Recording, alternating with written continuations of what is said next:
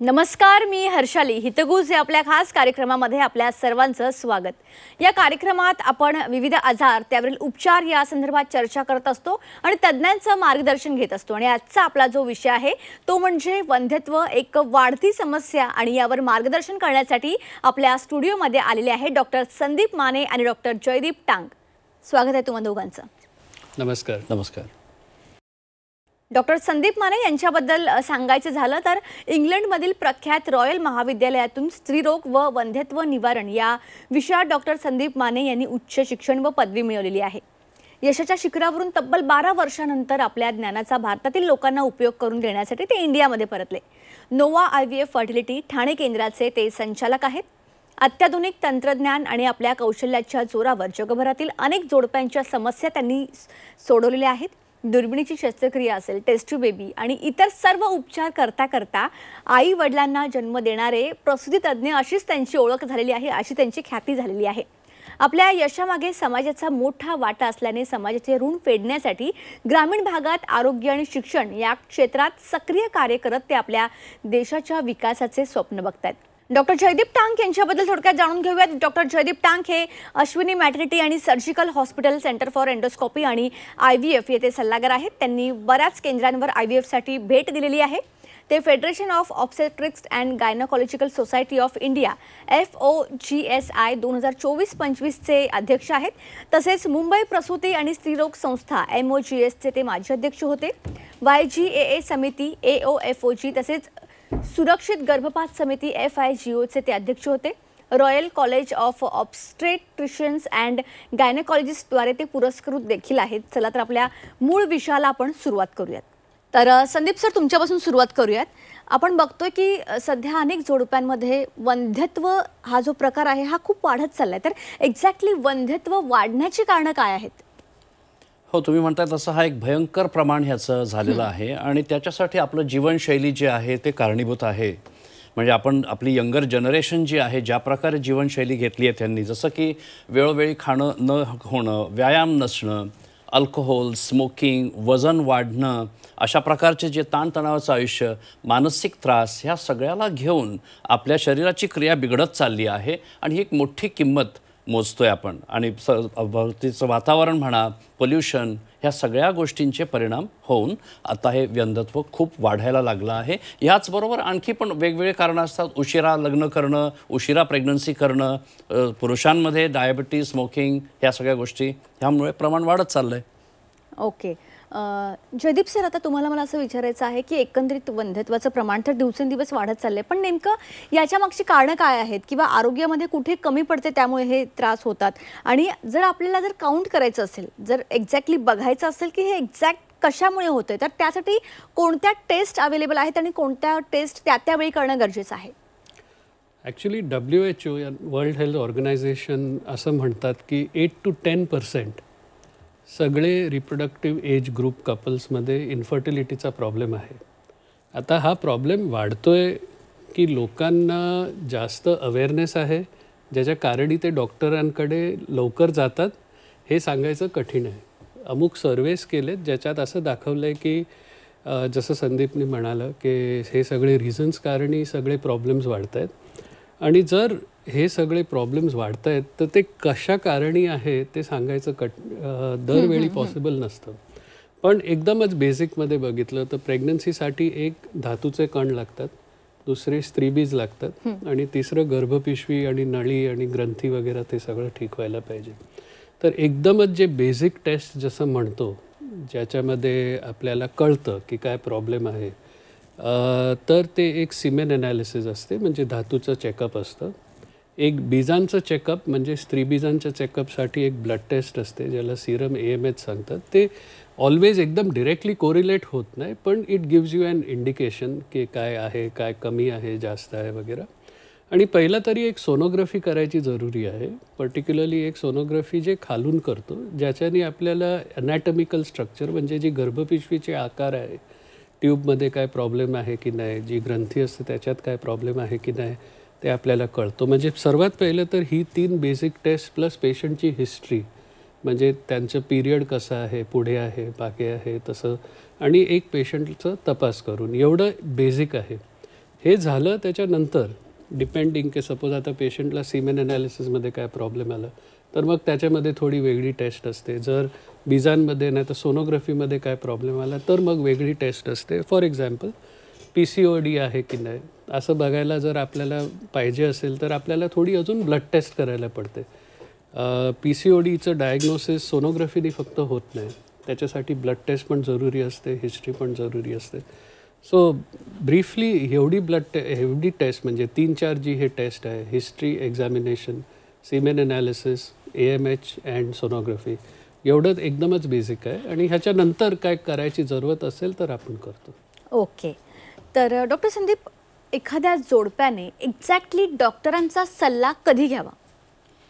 कसं आहे ना, एका नवीन लग्न झालेल्या जोडप्याला नॅचरली वाटत राहतं की प्रेग्नन्सी सिम्पली व्हावी, नॅचरली व्हावी आणि कोणा डॉक्टरकडे जायची गरज नसावी. त्यामुळे 10-12 महिने कमीत कमी अप टू 2 इयर्स म्हणजे वयाच्या 30च्या आतमध्ये जर स्त्रीचं वय असेल तर तुम्ही 1.5 ते 2 वर्ष पण देऊ शकता.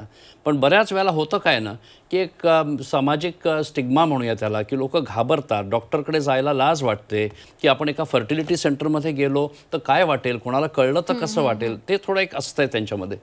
तसं घाबरू नये. जर वेळ लागतोय, आपल्याला मनाचा त्रास होतोय, पारिवारिक दृष्टीने, सामाजिक पर्सनल दृष्टीने जर आपल्याला त्याचं ताणतणाव होतोय, टेन्शन होतंय तर डॉक्टरचा मदत घ्यावी.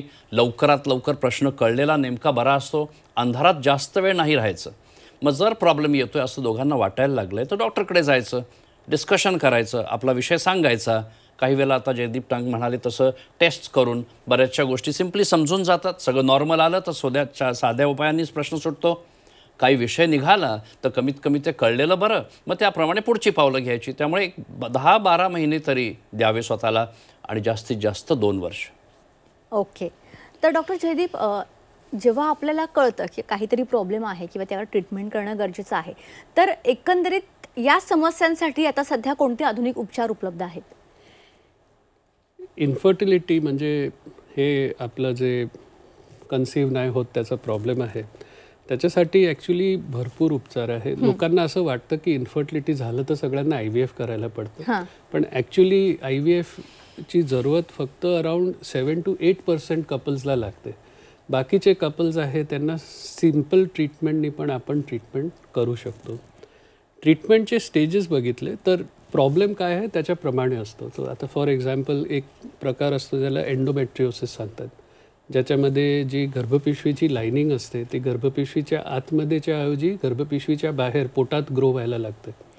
जर असं काय झालं तर पहिलं त्यांचं ऑपरेटिव्ह ट्रीटमेंट करायला पडतं. म्हणजे जे आपल्याला जर काय नक्की कारण मिळालं की हा प्रॉब्लेम आहे तर पहिलं ते प्रॉब्लेमचं ट्रीटमेंट करायचं आणि त्याच्यानंतर फर्टिलिटीची ट्रीटमेंट करायची. जसं फॉर एक्झाम्पल आता एंडोमेट्रिओसिस मी सांगितलं, नाहीतर स्पर्म काउंटमध्ये काय प्रॉब्लेम झाला, नाहीतर PCODचा प्रॉब्लेम झाला तर आपण पहिले त्याची ट्रीटमेंट करतो आणि त्याची ट्रीटमेंट संपली मग फर्टिलिटीची ट्रीटमेंट करतो. आणि मी बघितलं आहे की जर आपण हा अप्रोच घेतला तर कधी फर्टिलिटीची ट्रीटमेंट पण लागत नाही, कारण की तुम्ही जे प्रॉब्लेम आहे तो सॉल्व केला तर मग पुढे जाऊन स्वतःच प्रेग्नन्सी राहते. पण जर ह्याच्यानी नाही राहिलं आणि जर काय असं वाटलं की प्रॉब्लेम काय नाही आहे तर आपल्याला मग एक स्टेज वाईज अप्रोच घ्यायला पडतो, ज्याच्यामध्ये फॉर एक्झाम्पल पहिले टॅबलेट्सनी आम्ही ट्रीटमेंट करतो. टॅबलेट देतो, बीज वाढत आहेत की नाही बघतो आणि जर बीज वाढलं तर इंजेक्शन देऊन मग ते रिलेशन्स ठेवतात. याच्याने नाही झालं तर मग आम्ही इंजेक्शन्स देतो आणि एक IUI करून प्रोसिजर असतं ज्याच्यामध्ये हजबंडचे स्पर्म घेतो, प्रिपेअर करून गर्भपिशवीमध्ये ठेवतो. आणि जर ह्याच्याने पण नाही झालं तर मग IVF म्हणजे ज्याच्यामध्ये आपण बीजं वाढवतो, बीजं शरीरातून बाहेर काढतो आणि ते बीज आणि कण शरीराच्या बाहेर मिळवतो आणि मग ती जे प्रेग्नन्सी बनते ती प्रेग्नन्सी आपण गर्भपिशवीमध्ये ठेवतो. ओके. तर एकंदरीत अशा प्रकारची ही प्रोसेस आहे. म्हणजे असं काही नाही की यावर योग्य ट्रीटमेंट नाही होऊ शकत. यावर त्यावेळी जर आपण ट्रीटमेंट घेतली तर आपण नक्कीच गर्भधारणा करू शकतो. इन शॉर्ट हेच यावरून लक्षात येतं. तर संदीप सर, तुम्हाला मी विचारेन की टेस्ट ट्यूब बेबी हा प्रकार काय आहे आणि सगळ्यात महत्त्वाचं हे पण फेल होऊ शकतं का? थोडं याविषयी सविस्तरमध्ये आपल्या प्रेक्षकांना सांगा.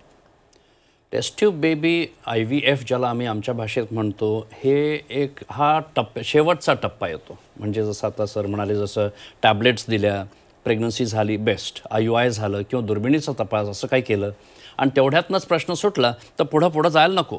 पण मी प्रेक्षकांना एवढंच म्हणेन की जर तुम्ही सफर होताय आणि वंध्यत्वाला घेऊन घरात खूप प्रॉब्लेम्स आहेत, मानसिक ताणतणाव आहे, तर त्या सफरिंगला कारणाशिवाय नुसतं ताणायचं नाही, एका प्रमाणापुढं न्यायचं नाही, कारण त्याचे खूप वेगवेगळे फाटे फुटतात.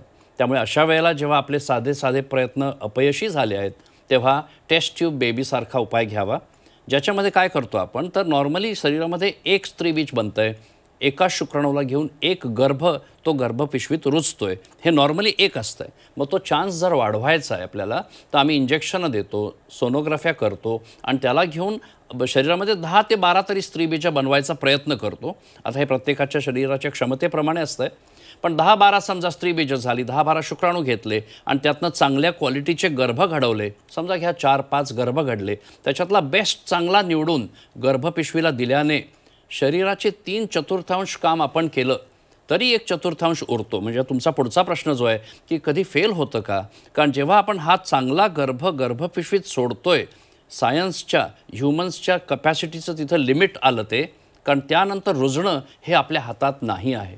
तो दिलेला गर्भ काही वेळेला पिशवी रिजेक्ट करू शकते आणि त्याला अनेक कारणं असतात, काही वेळेला कळतात, काही वेळेला कळत नाहीत. मग त्यामुळे टेस्ट ट्यूब बेबी म्हणजे काय गॅरंटी नसते, पण नक्कीच तो आपला एक रामबाण उपाय म्हणायला हरकत नाही. बऱ्याच वेळेला त्याचा उपयोग होऊन जातो. ओके. डॉक्टर जयदीप, आता मला तुम्हाला असं विचारायचं आहे की प्रजनन क्षमतेचे जे उपचार आहेत एकंदरीत त्याचा सक्सेस रेट किती आहेत आणि त्या ट्रीटमेंटचा एकंदरीत वेगळे काही त्याच्यामुळे साईड इफेक्ट्स होऊ शकतात का? पहिलं मी साईड इफेक्ट्सबद्दल बोलतो. IVF म्हणजे टेस्ट ट्यूब बेबी नाहीतर कुठलीही फर्टिलिटी ट्रीटमेंट बघितली तर 2 मेन साईड इफेक्ट असतात. एकला हायपर स्टिम्युलेशन सिंड्रोम सांगतात, ज्याच्यामध्ये जास्त बीजं वाढतात. बीज जास्त वाढतात त्याच्या कारणी जे ग्रंथी असते ज्याच्यामधून बीजं वाढतात ते सुजून जाते, कारण की एक ग्रंथीमध्ये एक बीज वाढायच्या ऐवजी आता फॉर एक्झाम्पल 15-20 वाढतात, तर नॅचरली ते ग्रंथी सुजून जाते. आणि जर सूज आली तर शरीरात कुठेही सूज आली तर पाणी निघतं त्याच्यामधून, ज्याच्या कारणी मग पोटामध्ये पाणी भरू शकतं, ते पाणी फेफस्यात जाऊ शकतं, ज्याच्या कारणी फार सारे प्रॉब्लेम होऊ शकतात. पण आजकाल एक नवीन प्रोटोकॉल आलं आहे ज्याच्या कारणी हे ovarian hyper stimulation almost eliminate झालं आहे. म्हणजे एक हे जे मोठा साईड इफेक्ट होता IVFचा, जो असं म्हणायला गेलं तर लाईफ थ्रेटनिंग होतं, ते आता आजकाल होत नाही. असं आम्ही सांगू शकत नाही कधी की 100% नाही होत, पण मी असं सांगू शकतो की 99.99999% नाही होत. दुसरा साईड इफेक्ट म्हणा की अमुकला वाटतं by one get one free सारखं की ट्विन्स आणि मल्टिपल प्रेग्नन्सी, आम्ही ऑलवेज प्रिफर करतो की सिंगल प्रेग्नन्सी राहायला पाहिजे. सिंगल प्रेग्नन्सीमध्ये जे पेरिनेटल आउटकम्स म्हणजे प्रेग्नन्सीचं आउटकम हे सर्वात चांगलं येतं. प्रॉब्लेम्स लाईक लवकर डिलिव्हरी होवं, बाळ लहान राहायचं, twin to twin transfusion syndrome, हे सगळे मल्टिपल प्रेग्नन्सीचे प्रॉब्लेम असतात. जर एकच राहिली प्रेग्नन्सी तर हा प्रॉब्लेम होत नाही. ओके. तर हे 2 साईड इफेक्ट आहे, पण दोघांचं सोल्युशन आहे. हायपर स्टिम्युलेशनमध्ये आमचं एक नवीन एगोनिस्ट प्रोटोकॉल इन अँटॅगनिस्ट सायकल सांगतात, ते करून ते अवॉइड करू शकतो. आणि मल्टिपल प्रेग्नन्सीसाठी सिम्पल आहे, जर आपण 3 बीजं ठेवली तर 3 होऊ शकतात, पण 1 ठेवली तर 1च होणार. म्हणजे जेवढे कमी गर्भ ठेवले तेवढं मल्टिपल प्रेग्नन्सीचा चान्स कमी आहे. तो लिटरली आजकाल IVF आणि fertility treatment is extremely safe. Side effects almost unheard of. लोकांना वाटतं की एवढी आम्ही औषधं घेतो आहे, एवढी इंजेक्शन घेतो आहे, तर नॉट ओन्ली ह्या महिन्यात पण पुढे जाऊन आमचं काय होणार, आम्हाला काही गर्भाचं कॅन्सर वगैरे होऊ शकतं, ओव्हरीचं होऊ शकतं. आता असं काय नाही. These medicines are very safe आणि त्यांचा असर जो आहे तो राहतो. पिरियड आला की त्यांचा असर निघून जातो. म्हणजे आता फर्टिलिटी ट्रीटमेंट करायसाठी भियायची काही जरूरत नाही. Okay. Side effects are hardly there. दुसरं तुम्ही विचारलं सक्सेस रेट. सक्सेस रेट ते आपण काय ट्रीटमेंट करतो आणि कुठल्या इंडिकेशनसाठी करतोय त्याच्यावर डिपेंडंट आहे. पण ऑन ॲन ॲव्हरेज ज्यावेळी आम्ही IVF चालू केलं होतं 99मध्ये, संदीप तर माझ्याकरता पण सिनियर आहे, त्यावेळी सक्सेस रेट्स कमी होते, पण आता सक्सेस रेट्स एकदमच वाढलेत. आणि हे वाढायचं रिझन आहे स्टँडर्डायझेशन आणि easy availability of media and disposables and so on and so forth. I think असं म्हणायला गेलं तर it will not be wrong की globally accepted success rates range anywhere from 30% to 45% to 50% per cycle. म्हणजे आपण एक वेळा प्रोसिजर केलं IVFचं तर ऑलमोस्ट एवढा सक्सेस रेट येतो. मी रेंज मोठी देतो आहे, कारण की इंडिकेशनप्रमाणे आहे. आता सपोज सेम ट्रीटमेंट मी कोणी 37 इयर ओल्ड लेडीला केली आणि 25 इयर ओल्ड लेडीला केली तर त्याची सक्सेस रेट डिफरंट होईल. एज हा एक मोठा इम्पॉर्टंट फॅक्टर आहे. आणि जी दुसरी ट्रीटमेंट्स आहे त्याच्यामध्ये पण सक्सेस रेट चांगला आहे. फॉर एक्झाम्पल आपण ओरल ओव्ह्युलेशन इंडक्शन टॅबलेटची ट्रीटमेंट केली तर almost 8 to 10% per cycle success rate असतो. आणि IUI आणि गोनॅडोट्रोपिन्स यूज केले कॉम्बिनेशनमध्ये तर I think that success rate can easily be around 15 to 18%. So the success rates are actually very good. मी पेशंट्सला ऑलवेज सांगतो की तुम्ही सक्सेस रेट असं नका बघू की फक्त 8 ते 10% आहे. असं बघा की मी ट्रीटमेंट नाही केली तर किती सक्सेस रेट होणार. हे टिपिकली पेशंट्स आहे जे जसं संदीप म्हणाला की 2 वर्ष कधी कधी 1.5 वर्षासाठी ट्राय केलंय तर त्यांची आतापर्यंत 0च होती ना सक्सेस रेट. तर आता जर तुम्हाला 10% चान्स मिळत असेल तर तुमचे चान्सेस 10 टाइम वाढतात. ते कॉन्टेक्स्च्युलाइज करायला पडतं. असं नाही विचार करायचा की नाही आम्ही एवढं करतोय तर फक्त 8 ते 10% कसं आहे. तुम्ही असं बघा की नाही केलं तर किती आहे. ओके. तर डॉक्टर संदीप तुम्हाला असं विचारेन मी की स्त्री बीजांची कमजोरी जर आढळली असेल एखाद्या टेस्टमधून जर ते समोर आलेलं असेल तर त्यावर तुम्ही कशा पद्धतीने ट्रीटमेंट करता? हो, आता मी सुरुवात जशी केली की वय वाढतं आहे, काही वेळेला लग्न उशिरा होतं आहे, प्रेग्नन्सीचे प्रयत्न उशिरा होतात. मग त्यापुढे आपण जाऊन म्हटलं की टेस्ट ट्यूब बेबी केल्यानंतर काही वेळेला ते फेल पण होतं. मग त्याच्यातलं एक महत्त्वाचं कारण आहे की स्त्री बीज जर कमजोर झाली असेल, मग अशी जयदीप म्हणाले तसं ती AMHची एक ब्लड टेस्ट आहे, वय आहे, सोनोग्राफीमध्ये आपल्याला दिसतं. जर स्त्री बीज कमजोर असतील आणि आता प्रत्येकाला आपल्या स्त्रीबीजांनीच प्रेग्नन्सी घडवायची असते, आमचाही अटीतटीचा प्रयत्न तोच असतो, पटकन काही पुढं आपण बोलत नाही. पण तिथे असं असतं की आपण हे प्रयत्न किती वेळा करावे, कारण तिकडे पैशाचाही विषय येतो. आणि मग तशा प्रकारे मग जर पैशांचं नुकसान होतं आहे, वेळेचं आणि मेहनतीचं नुकसान होतं आहे, तर काही वेळेला IVF वारंवार करताना लोक थकून जातात. मग त्यावेळेला आम्हाला त्यांच्यासमोर न आवडून नाईलाजाने असाही एक उपाय द्यावा लागतो जिथं की स्त्रीबीज आपण कधी बॉरो करतो.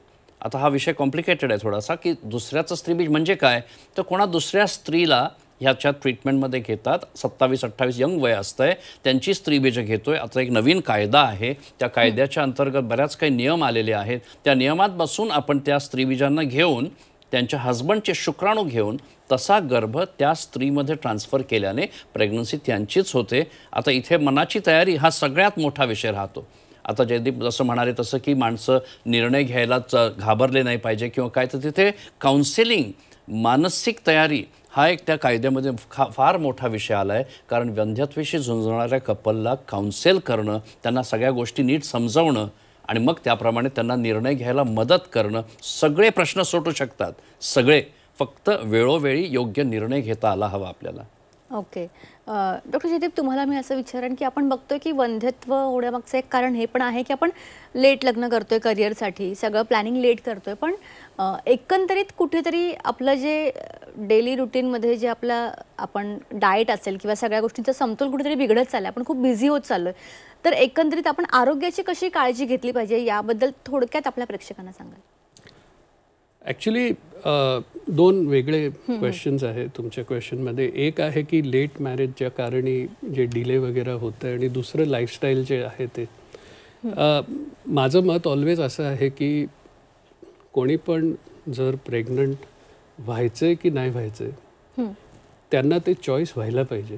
माझ्या मते ते एक रिप्रोडक्टिव्ह चॉईसचं इश्यू आहे आणि ते रिप्रोडक्टिव्ह चॉईस त्यांचं कसं फुलफिल करायचं हे आमची जबाबदारी आहे. ओके. सपोज कोणी आलं माझ्याकडे आणि सांगितलं की मला आता नको प्रेग्नन्सी, मला 2-3 वर्षानंतर पाहिजे, तर माझी जबाबदारी हे आहे की मी त्यांना सांगू की तुमचे चान्सेस आता एवढे आहे, 2-3 वर्षानंतर एवढे आहे आणि जर तुम्हाला 2-3 वर्षानंतर ट्राय करायचं असेल तर हे सगळी मेथड्स आहे ज्याच्याने तुम्ही तुमची फर्टिलिटी प्रिझर्व करू शकता. ओके.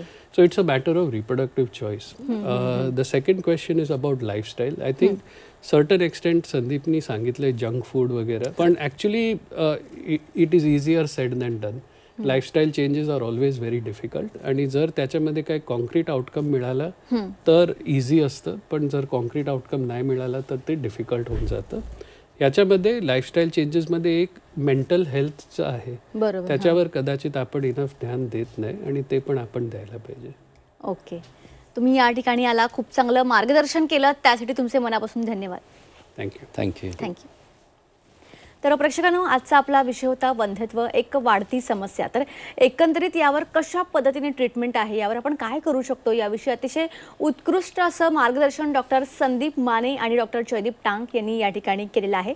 प्रेक्षकांनो, प्रॉब्लेम कोणताही असू दे, त्यावर सोल्युशन हे असतंच. त्यामुळे आणि या पद्धतीच्या प्रॉब्लेमवर खूप मोठ्या प्रमाणात सोल्युशन उपलब्ध आहे. जसं की त्या डॉक्टरांनी सांगितलं की याचा सक्सेस रेट जो आहे, आपण सुरुवातीला जेव्हा ट्राय करतो तेव्हा काहीच नसतात, पण जेव्हा आपण ट्रीटमेंट घ्यायला स्टार्ट करतो तेव्हा तुम्हाला काहीतरी होप्स मिळतात. सो या पद्धतीने जर तुम्हाला ट्रीटमेंट करायची असेल तर तुम्हाला स्क्रीनवरचे कॉन्टॅक्ट्स नंबर दिसत आहेत, त्याद्वारे तुम्ही डॉक्टरांचं मार्गदर्शन घेऊ शकता, डॉक्टरांशी कनेक्ट होऊ शकता. कार्यक्रमात आता वेळ झाली आहे इथेच थांबण्याची. त्याच्या बातम्यांकरिता पाहत रहा सी 24 तास.